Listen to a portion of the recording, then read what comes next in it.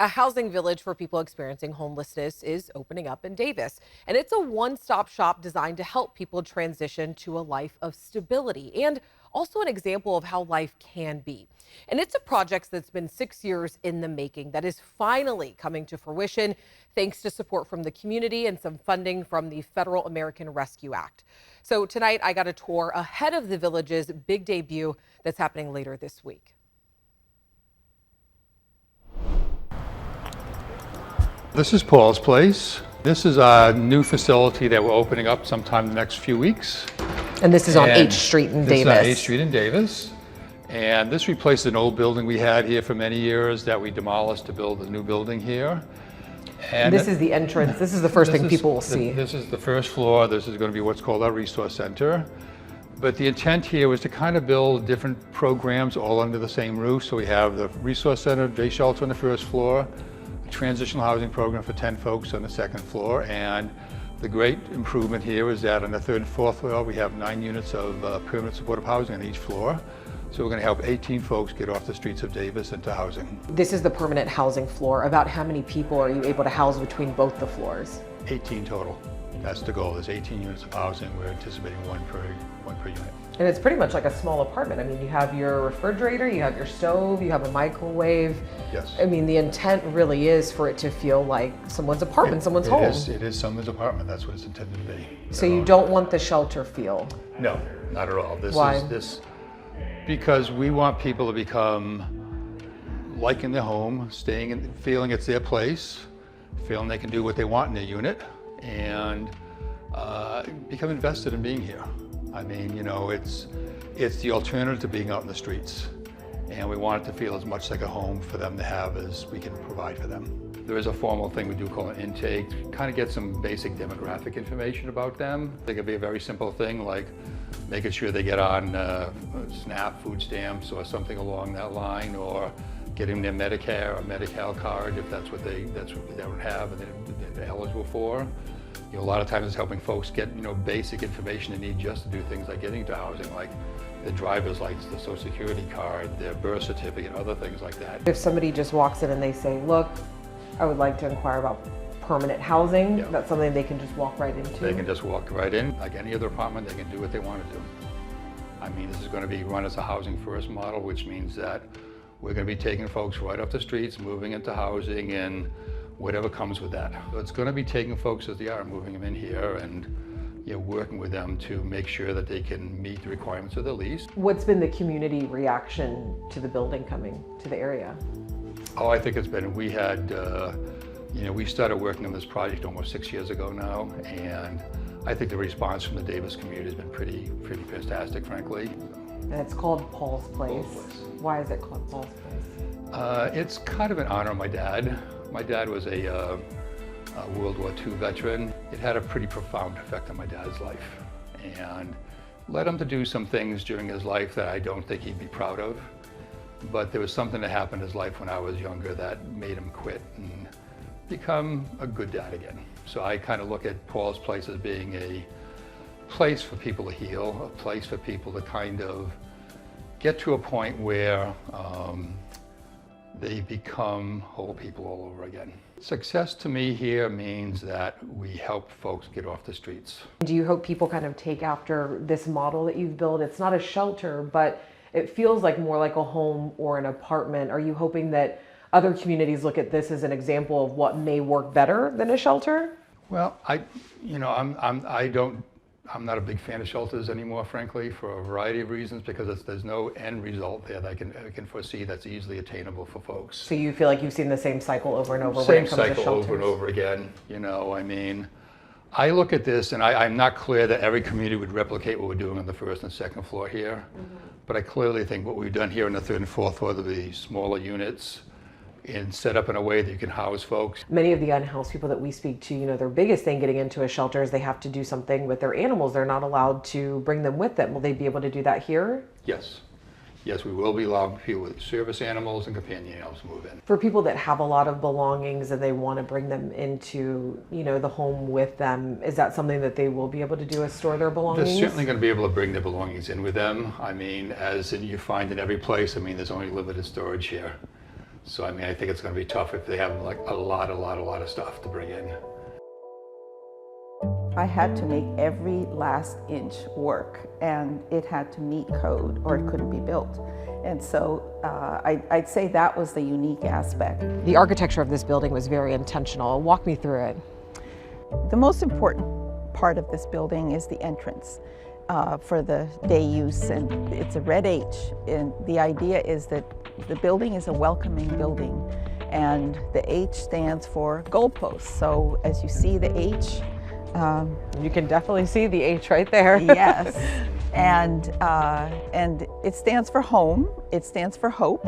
Top two floors are when you have reached permanent supportive housing, and the color is a California yellow gold. And the idea is that you can see the journey. The stairs to reach those two floors are visible. They're very visible. It's a journey, it's an adventure, it's reaching the heights. And there's lots of windows and balconies. I mean, it's just very open and welcoming. Yes, it's connected to the place and the view and the sky, and it's about individuals. It's very non-institutional. It's about individuals being able to live here and follow their own path.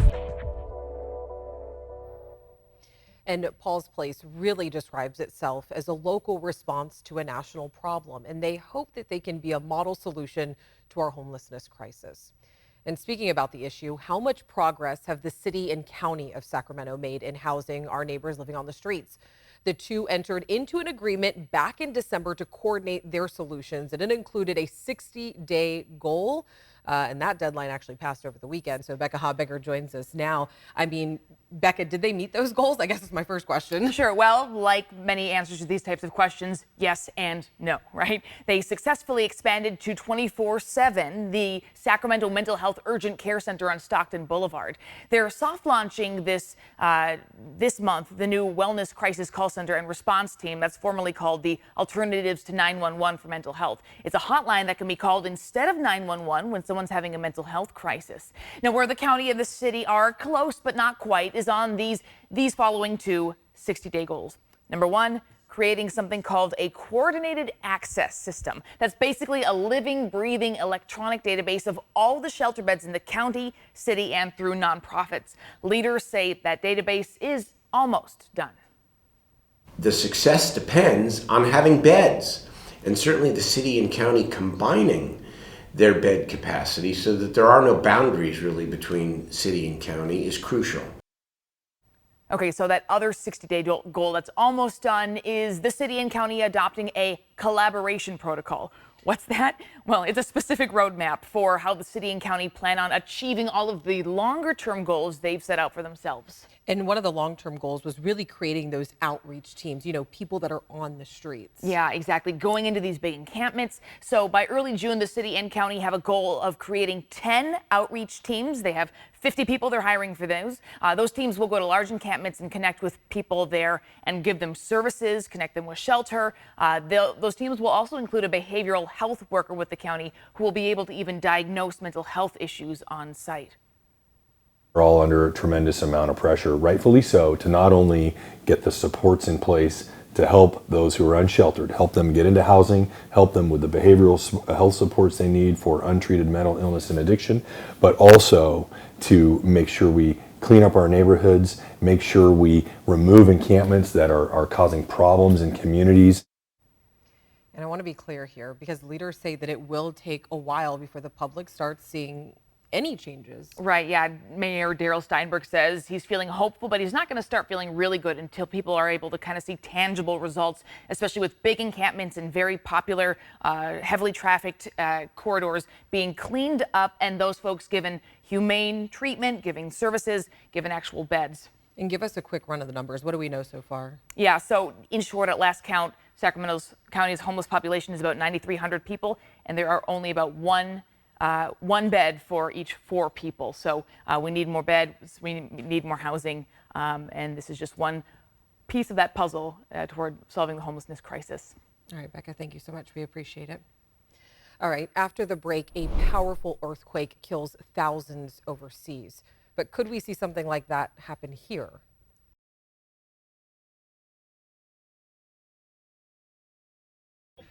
Rescuers in Turkey and Syria are searching through rubble in freezing temperatures tonight, hoping to pull more survivors to safety after yesterday's 7.8 magnitude earthquake. Large aftershocks continue to shake the area, and reports from overseas even mention that grandparents are calling out for their young grandchildren. And tonight, Governor Newsom's Office of Emergency Services says that they are deploying a California search and rescue team to Turkey and Syria. The team is made up of professional firefighters who are specifically trained for these scenarios. And the initial earthquake struck Syria near one of the country's capital cities. People took refuge in shopping malls, stadiums, mosques, and community centers. Tragically, more than 3,400 people are confirmed dead, and that death toll is just rising. And this earthquake, it's really a reminder that something like this, it could happen here. Take the San Francisco earthquake back in 1906. The quake along the San Andreas Fault was estimated to be a 7.9 magnitude earthquake. I mean, the good news is that California has been really hard at work to retrofit buildings to withstand larger earthquakes. And a lot has changed in the past 100 plus years. Now, you can get an advanced warning of a major earthquake. All you have to do is just download the MyShake app. It's an earthquake early warning system that is designed and operated by the federal government. And while we cannot predict an earthquake, it can alert you that one is coming. And you can learn more about the app and how to become earthquake ready by heading to abc10.com/earthquake preparedness. All right, businesses across our region are constantly being broken into. Windows are being smashed. So after the break, we have how one community is really stepping up to help.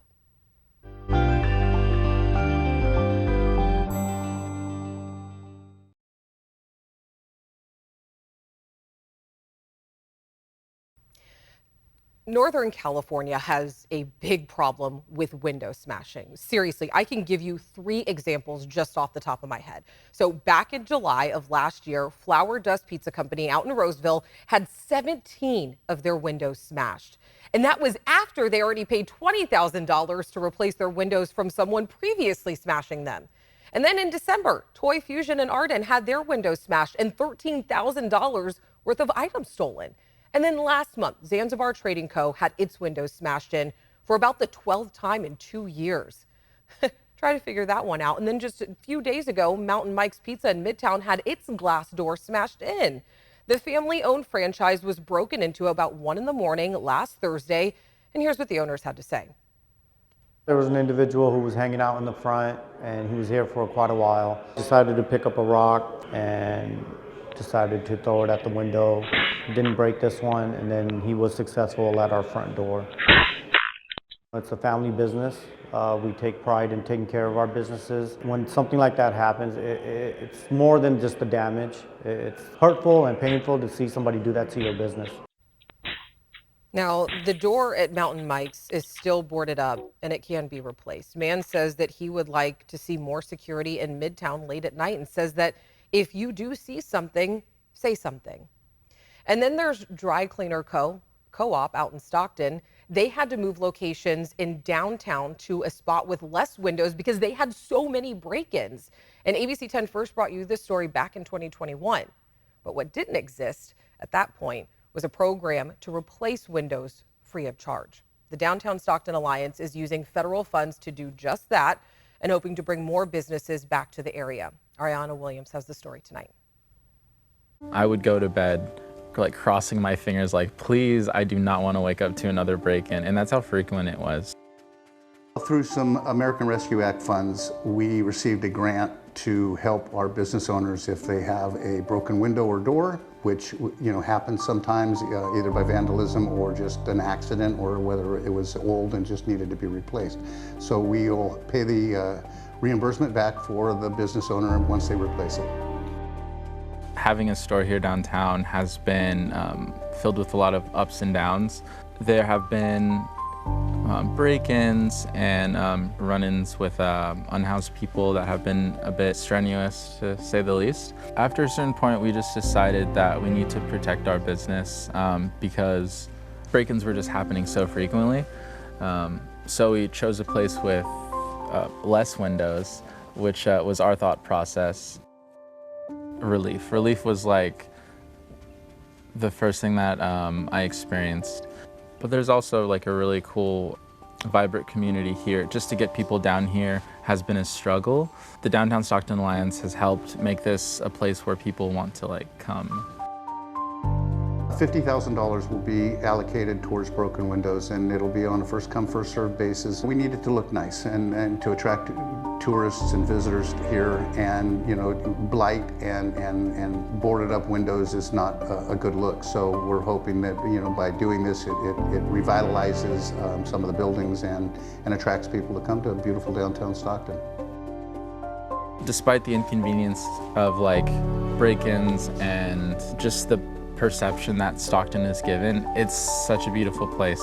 We have pockets of like just pure gold. We have amazing restaurants, amazing places just to hang out, and if you seek it out, you'll find it here in Stockton. It's so diverse. So the Downtown Stockton Alliance will reimburse downtown businesses for broken window repairs with a receipt, no questions asked. But as of now, this is running until the allocated funds run out. We have reached out to other business partnerships in our region to see if they're doing something similar. So we'll let you know what we find out. All right, let's take a look outside and check on our weather. Our current temperature is not looking too bad right now. Still might want to wear a sweatshirt. Sacramento at 55, Modesto 53, Marysville seeing 54. I don't want to break any hearts with this 10-day forecast, but slight chance of rain coming for Valentine's Day. So you might want to plan accordingly if you plan on being outside.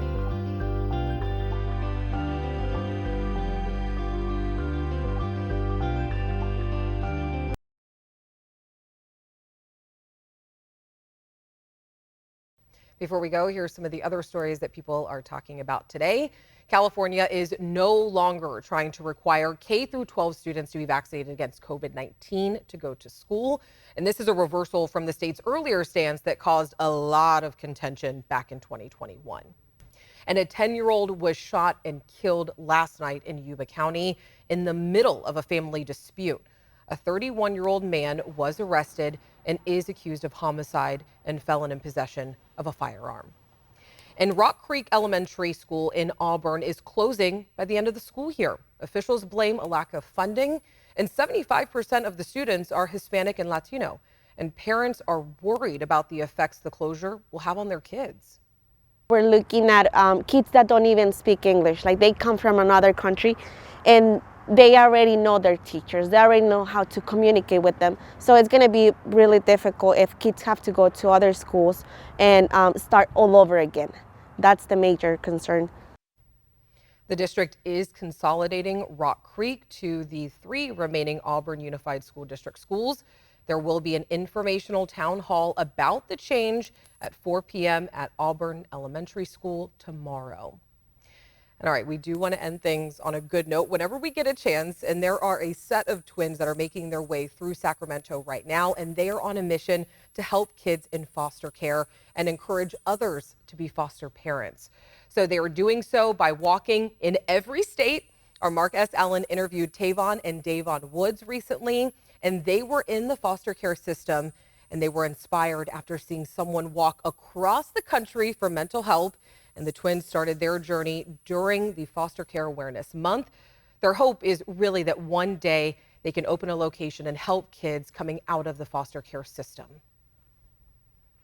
Yes, sir. We want to be able to open up facilities all around the world because we know that it's a need and a shortage of homes for kids, and we don't want kids staying at DSF offices and jailhouses and stuff like that. So we want to be able to create a nice and safe place for these kids to live. Tavon and Davon are stopping by the capital of every state. They're on to Nevada next. All right, thank you so much for joining us. To the Point will not be on air tomorrow night. That's because the president is giving his State of the Union address. You can watch the ABC News at 5 p.m. and 11 p.m. tomorrow. I hope you had a great Monday. We'll see you here on Wednesday. Have a great night.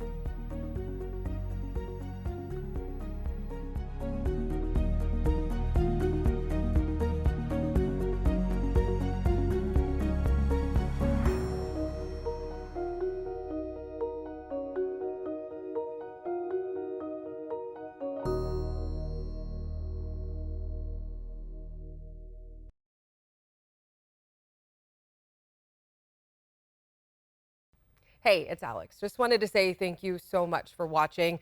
I really love hearing from everyone, and I hope that you'll stay in touch. Reach out to me on Facebook at AlexBellTV, or you can email me at tothepoint@abc10.com, or you can even send me a text message at 916-321-3310.